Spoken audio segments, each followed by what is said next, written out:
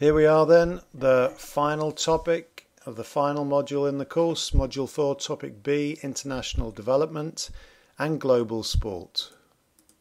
So, having looked in the previous topic about the relationship between sport and the environment within the global context, now we're going to look at another aspect of the future, and it's part of the present, but arguably it's going to be even more an important part of the future, and that's the relationship between sport and international development. Now, in a lot of the course we've talked quite a bit about elite sport, major spectacles, etc., major events, sporting bodies, you name it. But here we're going to talk about mass participation sport on a global level and the way that sport can help to involve itself, to contribute to forms of international development, and it can benefit general publics or the populations around the world. Now, there's a big assumption made that many people have that sport is a power for good. And this doesn't go back to Nelson Mandela in 1995, but he captured the general feeling. And this is when he was the president of South Africa, and on South African soil, the South African Springboks won the Rugby World Cup, and he presented the trophy to their captain, Francois Pienaar. And this was viewed as being a form of reconciliation between the previously racially split nation that was coming together through sport. And so at this time, or on reflecting upon this time, Mandela said sport has the power to change the world, it has the power to inspire, it has the power to unite people. And I think generally speaking, we do consider sport to have these other benefits that are derived from it, these social benefits that we can gain from being involved in sport. Now, that's a big assumption, I would suggest, but it's not an unrealistic or an unreasonable assumption. And that's what a lot of this sport and international development phenomenon is about. And it is quite a significant phenomenon. And as I say, what I think it is, it's grown over the last 2 decades, and it's likely to grow ever more in the future. And we need to know what it is and what the possibilities and the potential problems are with it. And it is going to become an ever more significant part, I would argue, of the international sport landscape, and perhaps something that some of you one day maybe become involved in. Here then is the outline, and again we've got the same type of structure, and we're going to go through what international development is, its role with the UN, look at within the contemporary context where it's come from, look at 4 models of SDP, that's Sport Development and Peace organisations, and then look more closely at some case studies of examples of these programmes within the field, and also the critiques of the programme. So let's start off, talk about international development more generally and its relationship to the UN, the United Nations. Now, international development is the nurturing or development on a truly global scale, often done by developed nations who focus on what they perceive to be underdeveloped nations that are in need of various forms of development. This could be economic, human, social, political, educational and environmental. So it's that perception by certain stronger nations within the world perhaps of the need to help out, to help the development of other nations, hence international development. And the recipients tend to be, the major recipients of this international development tend to be those countries that we previously referred to as the global south. So you've got that developing world, the lesser developed as opposed to the developed world, and this is characterized by the distinction between the global north and the global south. And the reason for this being that the majority of the developing nations, the recipients of international development, are located in the south. Not south of the equator solely, but the majority of them are. And of course you've got your anomalies of New Zealand and Australia who are part of this global north, but this is generally the way it looks.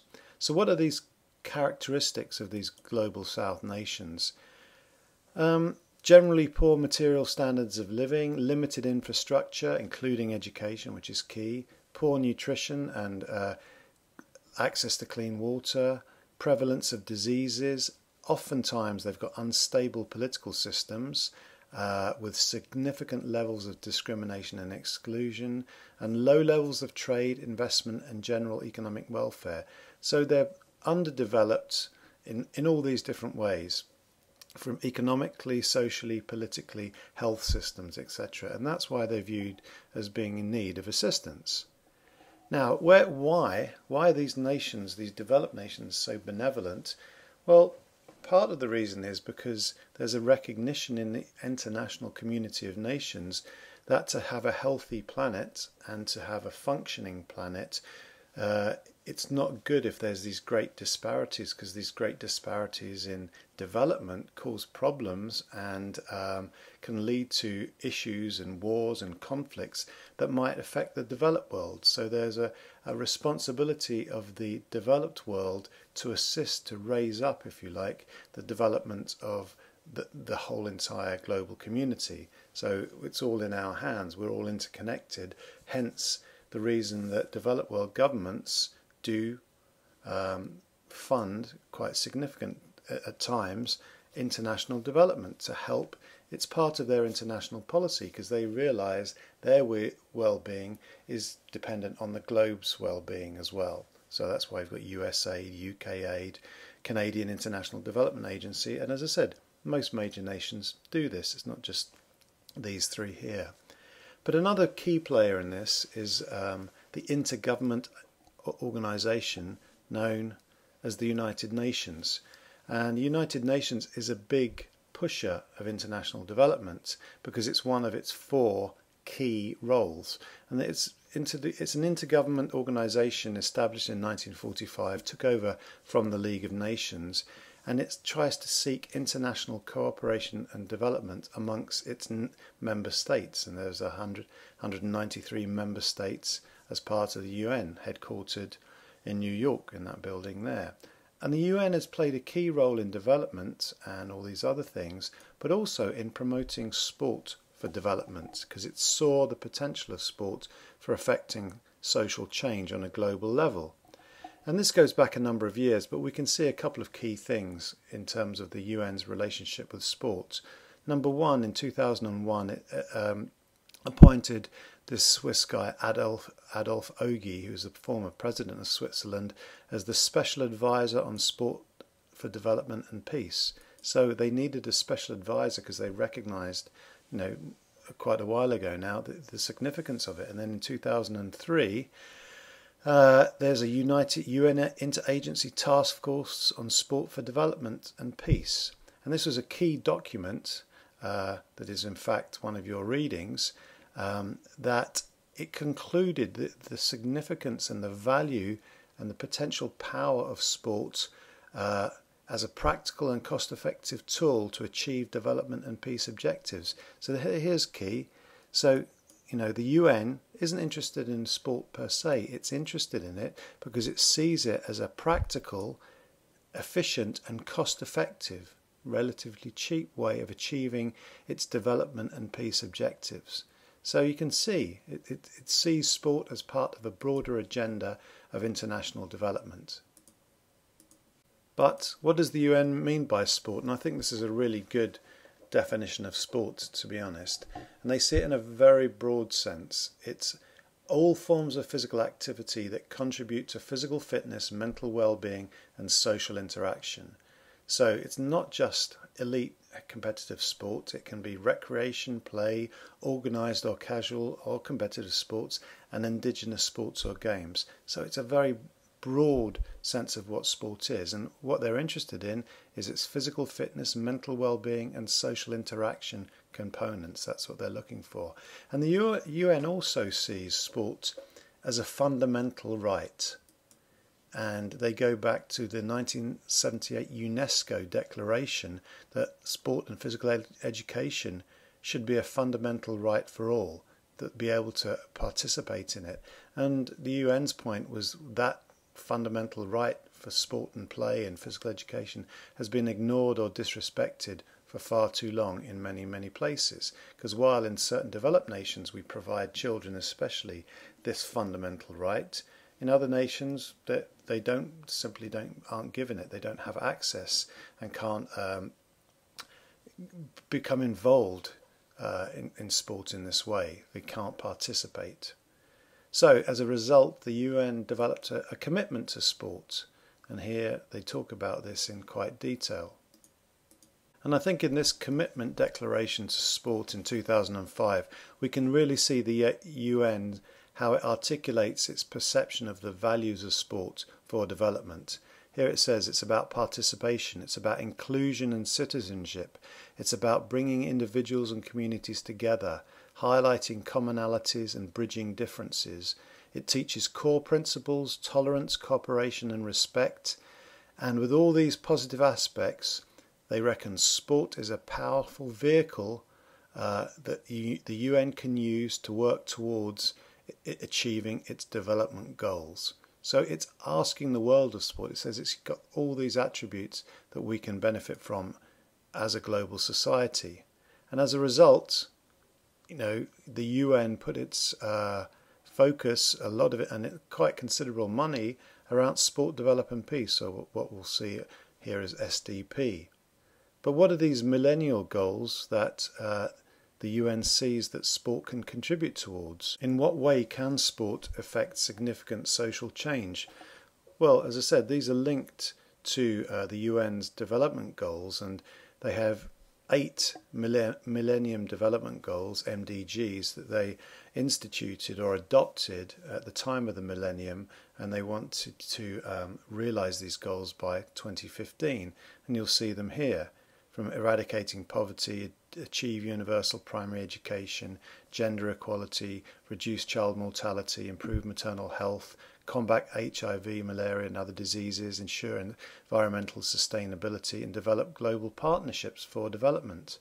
Now sport can't do all of these, clearly, but it was linked, and it was been identified as being linked to a number of them, and here they are.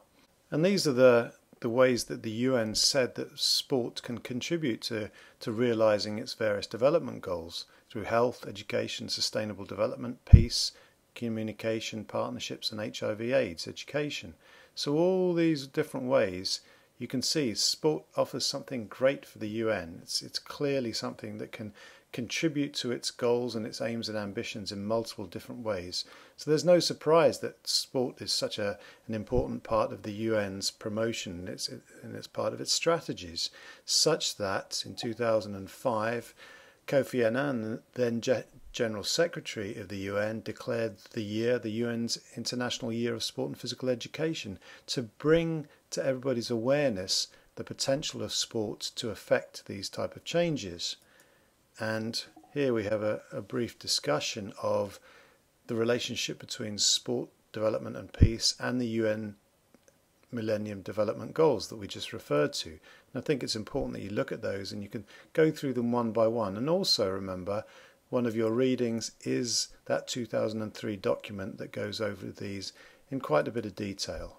But it is important to stress what this is all about, and it's about mass sport, not elite sport, according to the UN.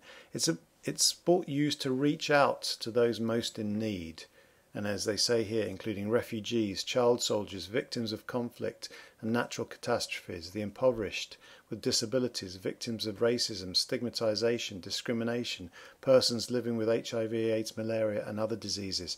So it's the most vulnerable and underserved people on the planet that they're looking to use sport to help. And that's a key thing. In 2014, April 6th to be precise, we had the International Day of Sport for Development and Peace.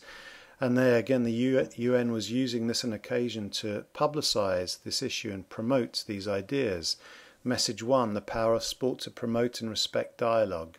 Message 2, the power of sport to enhance life skills in children and youth. Message 3, the power of sport to include everyone, regardless of abilities.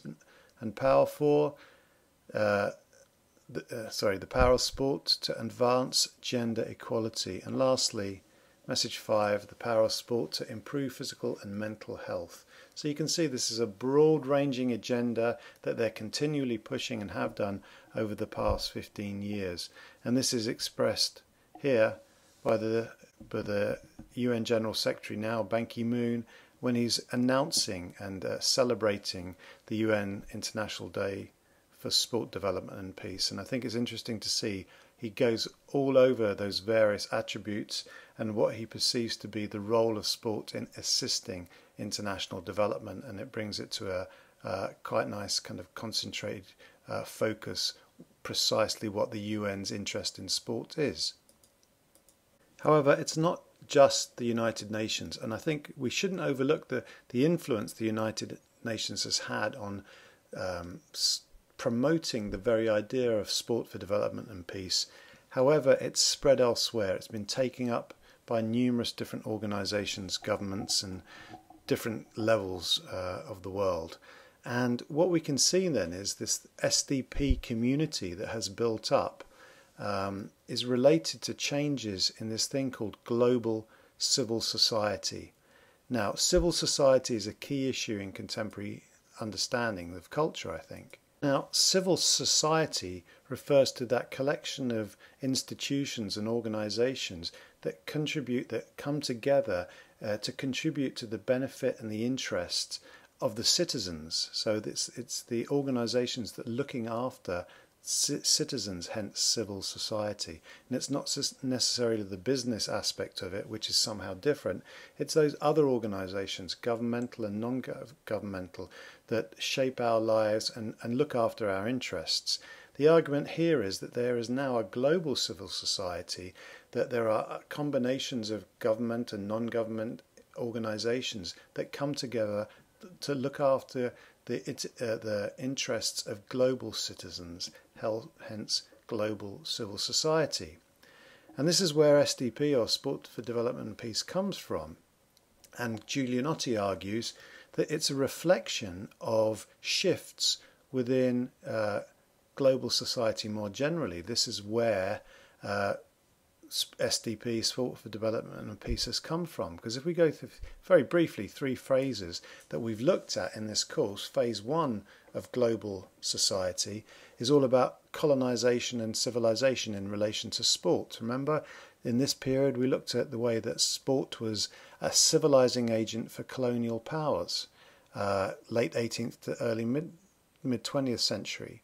So that's global sport and global society 1.0, colonization and civilization. Phase 2 is sport nationalism and post-colonialism and development. So from the 1940s to the 1990s, what we had here was these newly emergent post-colonial nations use sport to embody and express their newly found independent status. And the example I used, if you remember, in the podcast was Fire in Babylon and the West Indies and the various nations that make up the West Indies, how they use cricket to express their independence, having split off from the British Empire, having gained their independence from Britain. So that's an example of that period, 1940s to 1990s, and we can see it emerging in many nations as well. India, the West Indies, you name it, a number of other, Kenya, a number of previously colonial nations who now had developed their independence and were pushing forward through sport to demonstrate their modern nation status. Now, if you move that even further forward to now, phase 3, this is the key one for us in this topic. It's sport development and peace. The mid-1990s to the present is when this whole SDP initiative developed, and it developed because many of these post-colonial nations recognized that there was a need for forms of development, and they, not necessarily sporting development, but they recognized the need for development, and sport became, as we've seen, the vehicle through which this has become realized. So global society, global civil society has embraced sport and embraced these nations as a way of kind of helping to realize particular goals of international development. And here we see an example of this. Football programs throughout the developed world, various sport programs throughout the developing world, I should say. And this has become a regular part of global civil society within the contemporary moment. Now, Giulianotti states that within this moment you can divide it into 2 phases. Phase 1, which was up to the UN commitment to sport in 2005, it was very haphazard. So these SDP projects were short-term. It wasn't that they didn't know what they were doing, but they were going in there trying to do good. They didn't have any long-term planning, sustainability, monitoring, and they didn't transfer knowledge between each other. So there were all these lone wolves of programs all around the world trying to effect change through sport and lead to sport for development and peace, but with no cohesion, talking to each other, and really not a lot of planning ahead to how these programs would last. So here acknowledges, or he recognizes that as phase 3.1 SDP initial expansion, and then he says there's phase 3.2 SDP maturation and development 2005 onwards. From then onwards, from 2005, he says that there was a recognition that this was a significant sector within global civil society, and people across the various programs began to talk to each other and organize. So there was knowledge networks that they could transfer understanding and knowledge and develop these programs so that they were more structured, had a better sustainability, better longevity, and they were likely to be more enduring. They were likely to last and hopefully have a better effect. And also they brought into some aspects of monitoring what was going on within them. Now this is an issue. People would argue that this isn't in fact the case, but he sees these two different phases.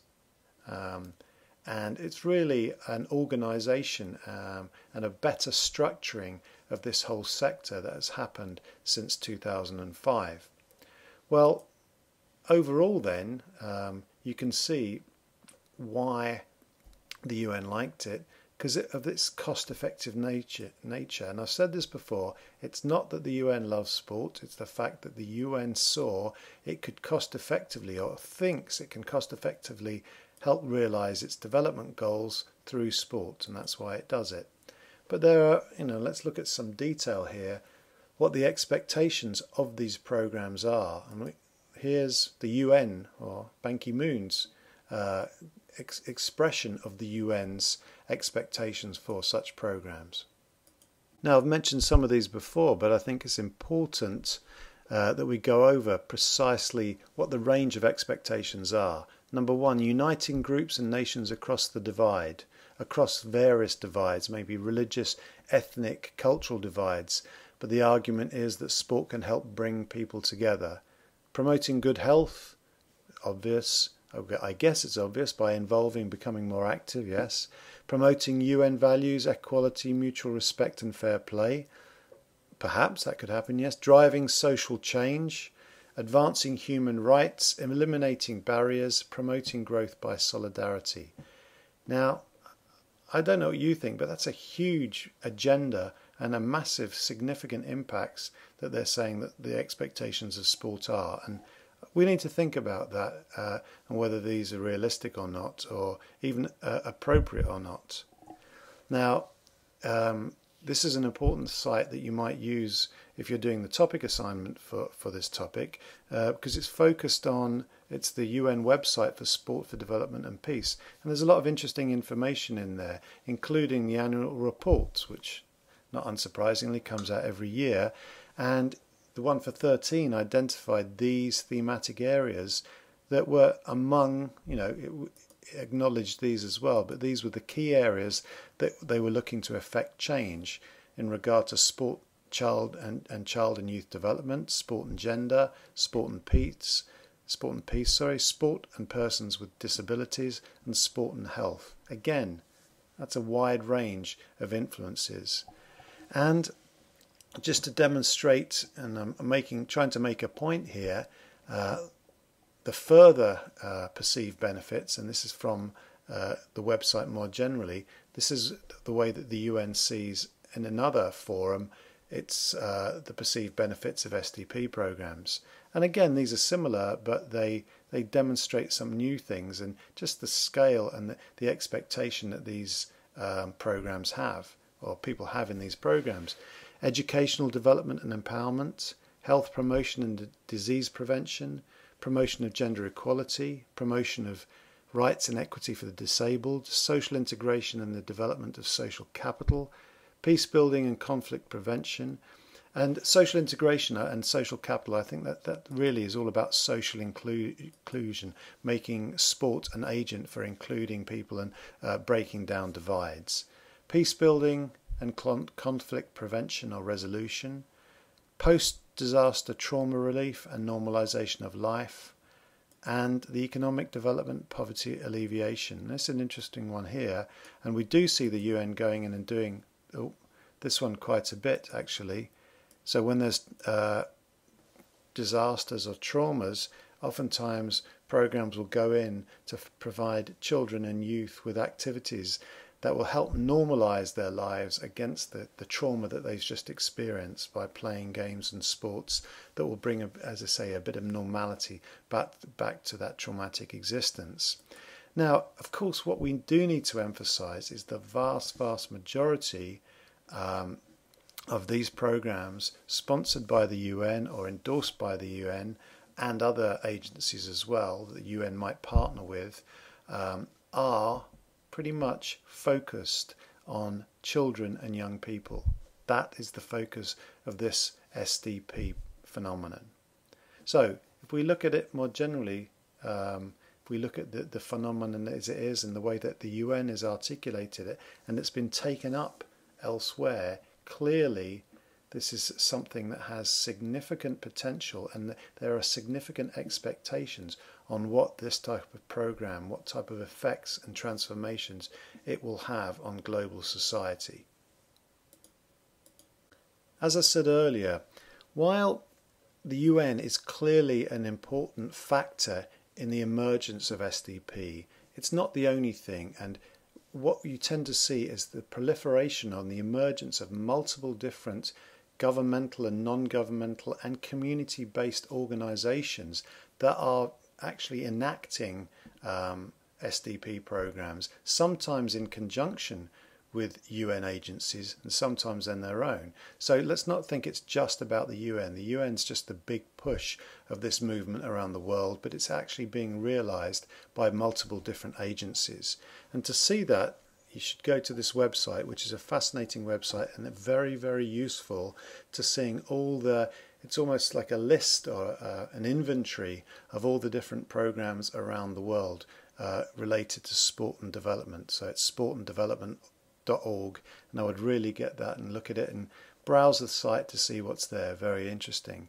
And at that site you'll see, and before I get into that, you really need to look at this video because all of them give a real good insight into the lives within these different nations that they're focused on, where the programs are located. So Adidas Yenga Social is a cooperation between Adidas Brazil and the non-governmental organisation Gol da Letra, and it's in 5 cities within Brazil, and it's giving these various different activities, futsal through capoeira, as part of a program that what they're looking to do is improving the lives of these youth through them being involved in these various forms of physical activity that, and as it says here, will be activities that transfer life skills and social values. So clearly there's a developmental aspect to it. And it also, as part of this program, Adidas are going to refurbish and extend, according to local needs, the sports facilities that are needed for such a program. So clearly it's quite a good corporate social responsibility that's benefiting individuals or youth in 5 cities all across Brazil. Another one, and I'm less sure about this one, is Lululemon, which is, I suppose, the women's athletic clothing store. And here they have partnered up with this Africa Yoga project. Again, it's in a form of corporate social responsibility that they're funding 3 Kenyan yoga teachers to go to Mexico to learn more about yoga teaching so they can bring that back to Kenya and to be more effective, more successful yoga teachers within the Kenyan context. And this here is the very nicely put together movie or short film, Stretching Boundaries, which sees their journey and Lululemon's contribution to this development goal of improving the lives of Kenyans by spreading yoga to them. So there are two different Adidas and Lululemon examples of this CSR, and there are many, many others. If you look on many corporate websites, or if you search for them, you'll find some interesting ones as well. So the second one, the second type of SDP program that Giulianotti identified is strategic developmental SDP organizations or programs. Now, what these are, and these are distinct from the next one or will follow, is national and international governmental institutions. That's key. So they're either intergovernmental or national government institutions that actually run these type of programs or support these type of programs in various ways. And of course the key one we're looking at there is the UN, and we've talked about the UN quite a bit up to this point, and clearly the UN is a key contributor in this SDP sector. But the UN, and specifically UNICEF, is an offshoot of the UN, and UNICEF is the United Children's Fund, and it has its own website and its own focus on sport for development and peace, called Team UNICEF. And if you go onto that website and you see it here, there's the link. Again, it's got lots of information. It's very interesting what they're doing at UNICEF, and it's clearly related to the UN, and it's clearly part of the same agenda. And here it says, Team UNICEF is built upon a deep-seated understanding that play has the power to transform and improve the lives of children. And UNICEF advocates for the rights of children and sees sport and play as being a fundamental right that it should help children around the world realise. So this is part of Team UNICEF's goal in various ways. And on the website you'll find very interesting things, such as this image from Somalia, where they're talking about, in a war-torn nation, how UNICEF attempts to promote physical activity and play as a way, and partly this is the trauma issue that we were talking, to normalise the lives of children within such war-torn and traumatic experiences. But also in terms of inclusion, I think this is interesting that they would refer to, and this is something relatively new, that issues of disability and international development are coming to the fore, and here linked with sport, that they're bringing sport to the disabled populations of developing nations as well, which I think is an important insight and an important development. You probably agree.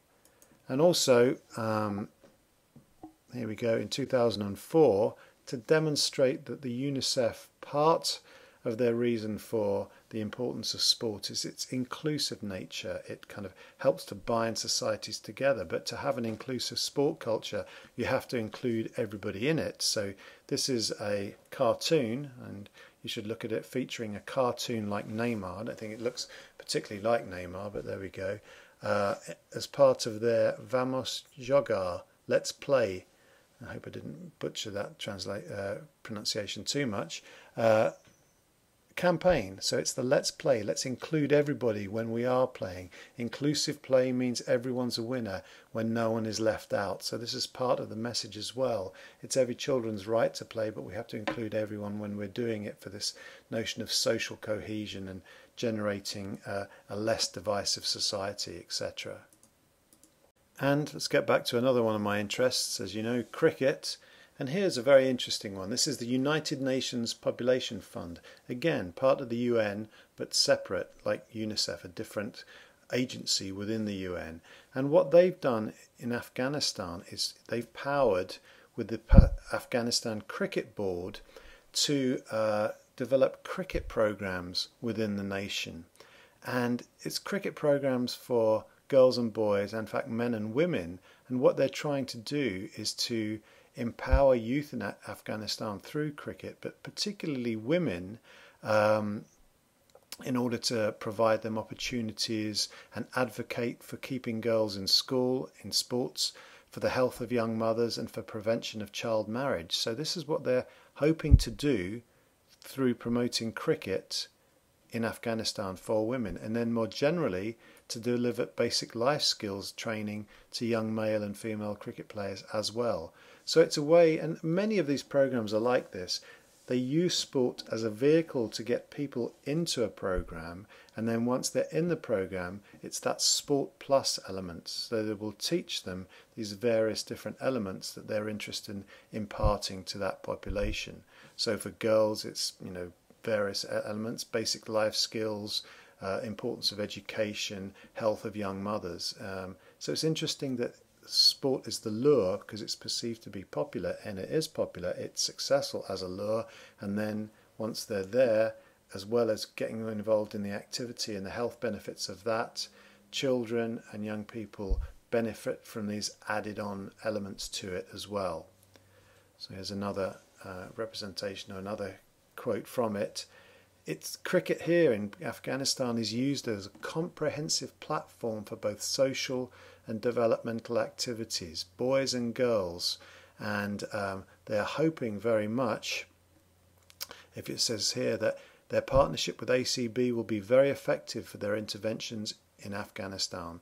That's the UN Population Fund's interventions, and they're hoping cricket will be very successful in enacting their goals. Let's turn then to the governmental involvement, the national government's involvement in SDP programs. And here I'm going to go back to earlier work that we talked about where referring to soft power. And we can argue that part of the reason why governments are interested in SDP programs in developing nations and SDP and international development more generally is because they want to enhance their soft power. It's a way of demonstrating to the world that the importance, the significance and the benevolence of that nation by helping other nations. And I think that's part and parcel of what's going on. Remember, we had at the start of this lecture the globe in the hands of the people, and demonstrating that the international community of nations cares about what's going on in other nations. Well, they do, but also they want to demonstrate that they do care, so their national brand identity is heightened. They get the soft power benefits from it, and I think that's true in a number of cases, perhaps. And certainly UK Sport is committed to through its partner development program to SDP programs all around the world, but largely in that global south. And it's all about this, a form of public diplomacy to try and increase international goodwill towards the US, while, and let's not forget it, while in doing so they're increasing and they're helping out, struggling nations, developing nations through the implementation of these programs. But it's not only a benevolent side, there is, I think, a political side to it as well. And certainly US aid, one could argue the same thing. There is a soft power benefit from the NBA, from Abby Wambach, whoever it might be, getting involved in these international development programs. And Abby Wambach here certainly wants to endorse them and is a good spokesperson for why they're important and why USAID should be spending its money doing this. So again, I say that there is a benevolent side and a political side when governments are involved. The third type of SDP organisations or programs identified by Giulianotti are those focused on developmental intervention. And remember, the last one was strategic development. That was the governments and intergovernment organisations. Developmental intervention, this is the realm of non-government organisations and community-based organisations.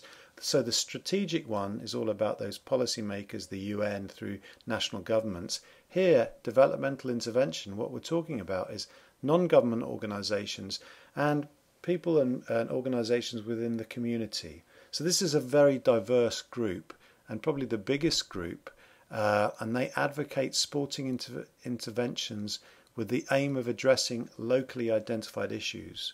And they can either be sport specific, focusing on football, skateboarding, you name it, cricket, or generalist, being one of numerous interventionist strands. So they can be part of a much broader intervention of which sport is one element. An example of this, not a great example, but one of them, well, I suppose it's an okay example, it's a well-known example, is FIFA's Football for Hope. And FIFA is a non-governmental organisation, and what it does, it partners with community-based organisations or other non-government organisations, and it supports them in then providing these SDP programs around the world. So FIFA becomes a source of money for hope, if you like, that's funding these various projects rather than directly organising them. But it does recognise that it's a valuable tool that makes a difference to people's lives in contributing to positive social development on a global scale by addressing the most pressing issues in each community. Now, actually, you could think of whether this is, in fact, a form of corporate social responsibility, because is FIFA a corporation or is it a non-government organisation? Well, is it a money-making entity? It's kind of it blurs the line there, but we'll call it a non-government organisation anyway. And its documents and its brochures on Football for Hope are quite interesting. And if you get a chance, they're all available from the web. You should have a look. And it speaks to its role in promoting and supporting these various schemes around the world. But this strategic development SDP will largely be, and here's some examples of it, will be discussed largely in the next section. We'll be going into some of these in more detail. But you can look on the web and try and find ones that you're interested in, or in places that you're interested in, and you'll be amazed how many around the world there actually are of this strategic development type. It's quite amazing. Then we turn to the last of Giulionotti's types, and that's the social justice organisations and programmes. And I'm not going to talk about these for very long.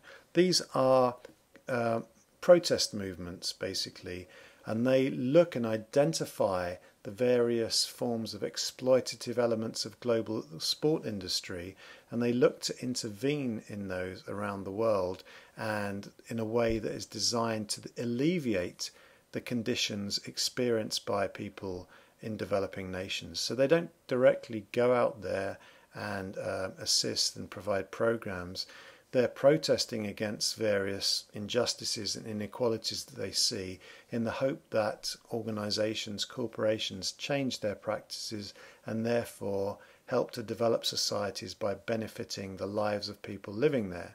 So you can see it's not quite directly related, but there are a number of these, and we did talk about those within a previous, in the sporting bodies, when we were talking about workers' bodies within the sport industry. Clearly this is what this is related to, but you can see it's not as directly concerned with SDP programming as the others, and so I think it's a little bit of a strange one for Giulionotti to have identified, but we'll focus on the other one anyway.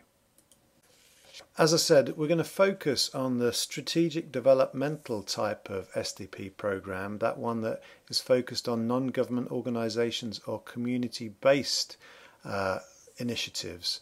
And we'll have a few case studies of those and some critiques. And within these case studies, I'm not going to talk about them, I'm just going to point them in your direction. And you're going to have to look at the videos linked to these case studies. And you're going to have to look at them closely to understand what's going on.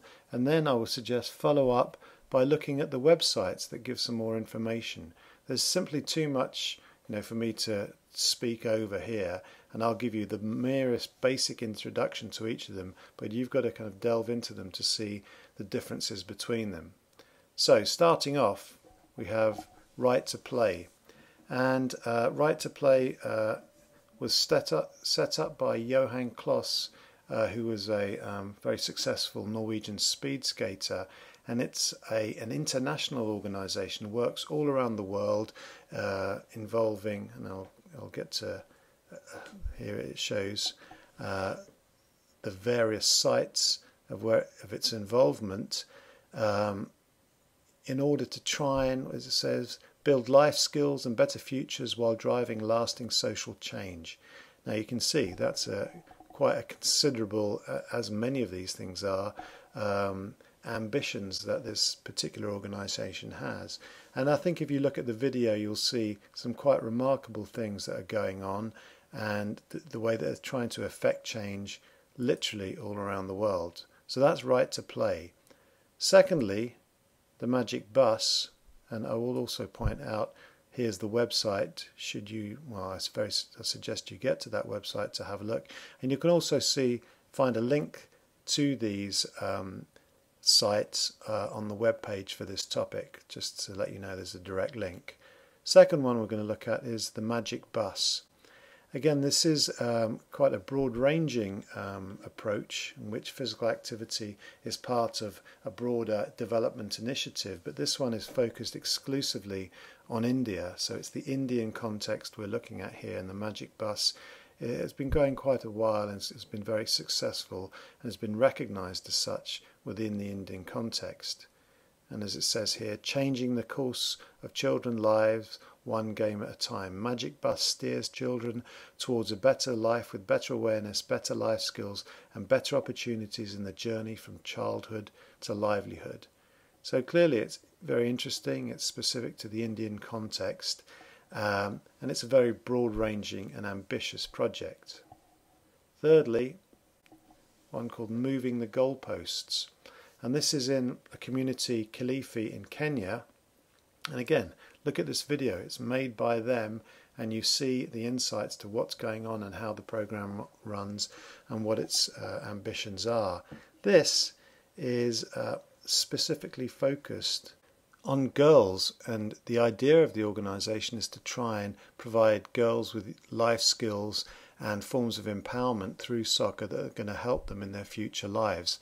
And so I think it's interesting that this one is specifically focused on females as opposed to the others, which were more broadly males and females. And there's particular reasons why in the Kenyan context this would have this specific focus, which you may want to look into.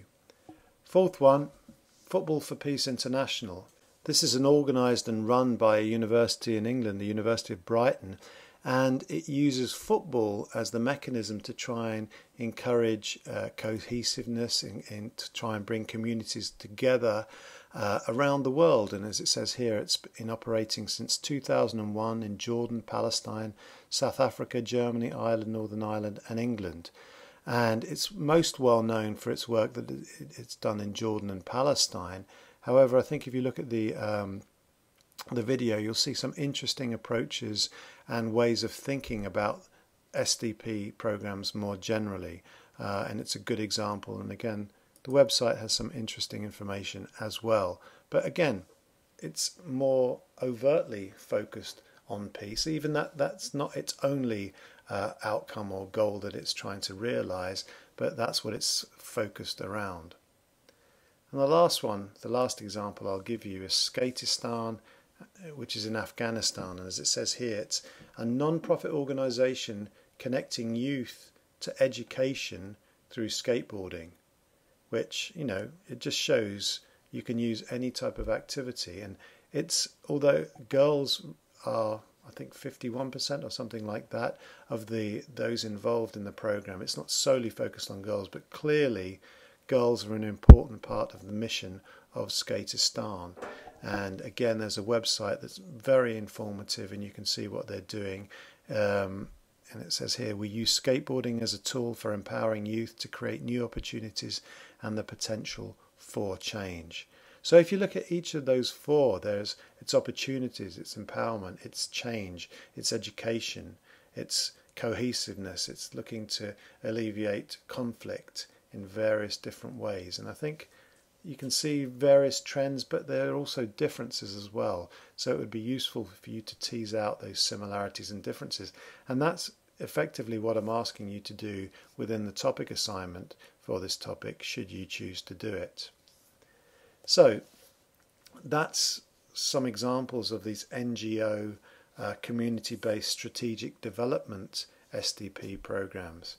But there are critiques. Let's not be naive about this, and maybe you can see some of the critiques that are building up in your head as we've gone along here. It's not We have to be critical of what's going on in order to make sure that these SDP programs, I think, are as effective as they can be.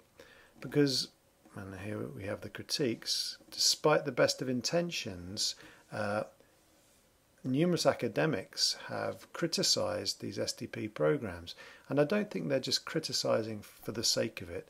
I do think there's some value to some of the points that they raise, and if you should you be interested in these critiques, it's here where you can find them. Simon Darnell's book, Sport for Development and Peace, Fred Coulter's Sport for Development, and then these two here. That this one is particularly critical. This has critical elements of it. Levermore and Beacom, Sport and International Development, and Global Sport for Development, Critical Perspectives by Schulendorf and Darrell Adair.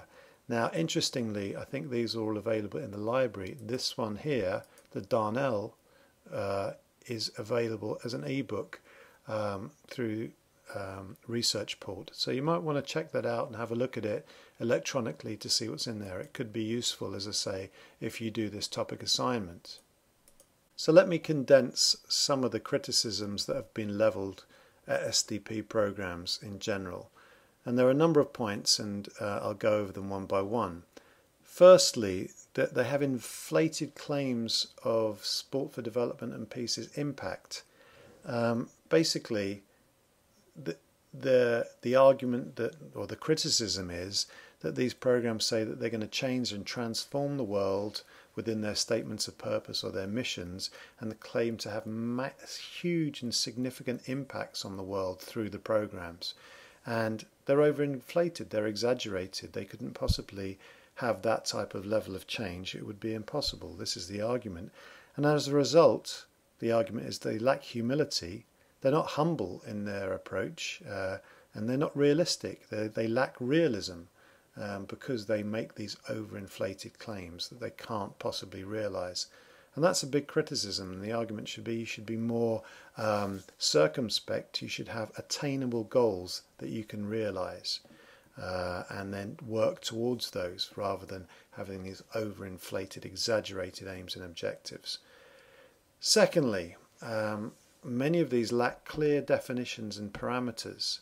What this means is there's not a common agreement about what SDP is, how you should do it, how it can be realised, and how you can measure SDP goals. And this quote from Tenenwald says it all. Gauging the impact of sport and development is challenging in part because it's difficult to pin down what it is. There's no real definition, let alone what it means and how many people it is helping. So we don't really know about it. It's out there, poorly defined, lacks parameters, and lacks the ability to measure whether it's successful or not. Third criticism is this. There's often a failure to demonstrate the small incremental steps that could lead to broader community or societal change. So there's no pathway of if we do this, then this could lead to this. If we teach girls through skating to become better educated, what developmental steps will that lead to improving community and society? Or another example could be if we use football as a source of cohesion and peace developing within a community, how do we get from the football field to ensuring that that peace is communicated throughout the community? That these links aren't often made. That's the argument. And this is important because they have these ambitions, they have these stated goals that they want to realise of transforming society.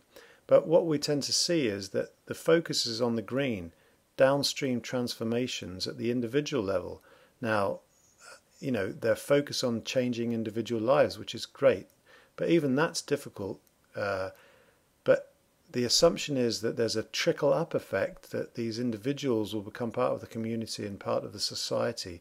And so downstream goes midstream to upstream transformations. And I really don't see, this may happen, but there's no concerted, there's no structured way that this could be realised. So that's a criticism that's levelled. And as we know, individual transformations are hard, community would be harder, and societal level would be even hardest. So SDP programs perhaps need to have a more coherent strategy as how their individual level focus is going to benefit community and society more generally.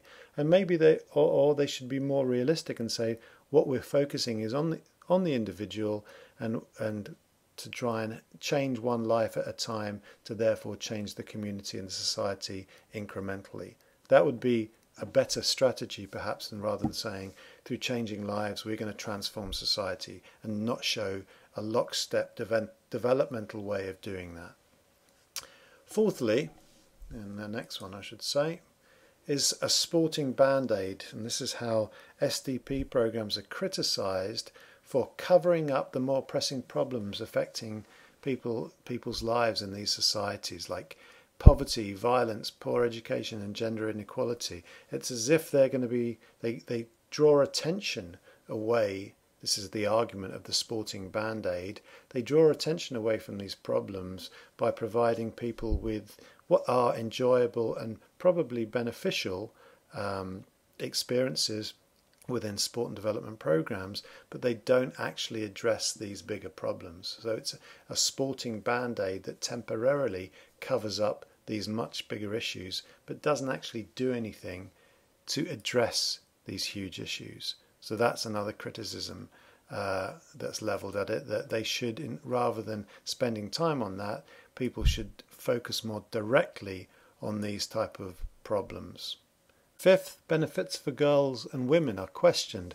The argument being here that what you're doing is imposing a male-dominated world onto females, the male-dominated world being sport, and largely it's male-dominated sports that are being communicated, cricket, football, you name it. So women are put in a disadvantaged position, or females are put in a disadvantaged position because of that, and that's an argument that is made. Sixth, questioning corporate social responsibility. Numerous people have questioned whether the celebrity or corporate-based projects, because many of them are famous athletes, adopt a particular community or program and fund it for a particular time, and many corporations actually fund or partner with local community-based organisations for a period of time. But they wonder how people have questioned and criticised whether there's a sincere and enduring relationship, or if it's just a fly-by-night thing, and are they really benefiting the population, or what they're doing is trying to make their brand identity, increase their corporate social responsibility value and demonstrate how socially and globally aware they are, rather than really bringing long, tangible and enduring benefits to those communities.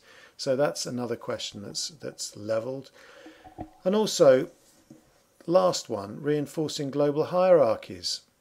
This is an argument that numerous people make, Darnell included, that what we're doing here is we're seeing not the alleviation of these hierarchies between the global north and the global south, or the developed and the developing world, but the reproduction of them.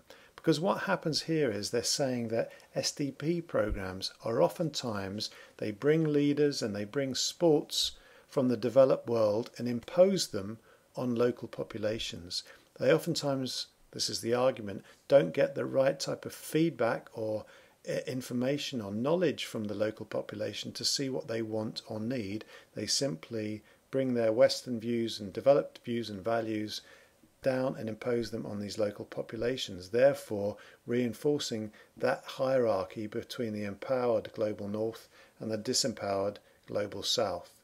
So that's an important critique that is levelled by some people, rejected by others, I would say, but certainly put forward by some. In summary then, that is it. Sport for development and peace. Clearly, they're an important part of the contemporary global landscape. They are an important part and will continue to be of the way that sport engages populations in the developing world, into government organisations, national governments, non-governments, community-based organisations, corporate interests, and well-known athletes and celebrities are all, many of whom involved in this sector. And clearly, SDP programs have a potential, I would argue, to make a positive impact on global society. I don't think we can dismiss them out of hand. Those 7 criticisms, some of which may be valid, doesn't mean that the SDP programs aren't potentially a hugely valuable contribution to the future of the society and the global society in which we live.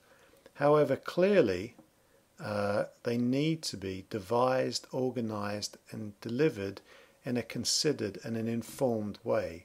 So they can't be haphazard like they used to be. They have to be thought through and done for the right reasons and in the right ways, and engage local communities who are being in the delivery or in the organisation as well as the delivery of them.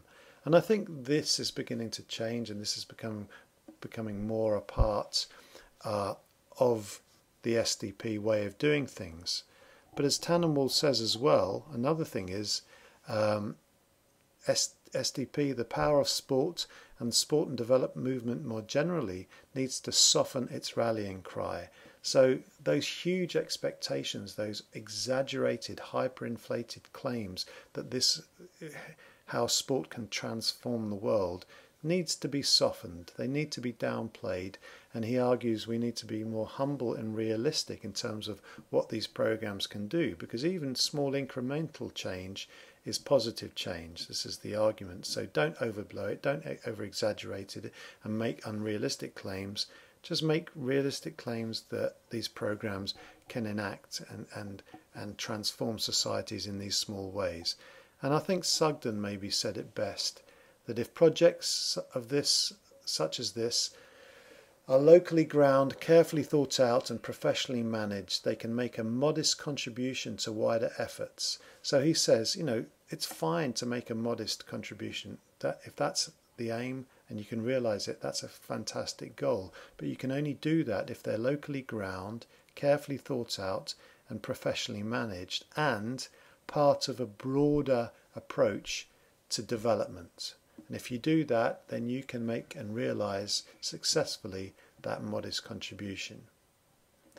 So I think there's hope in sport and international development, sport for development and peace, and I think it's something that maybe some of you will be interested in furthering, maybe even in your careers as you move forward, because I know many people are around the world looking into this, and it is becoming an even bigger sector than it is at the moment.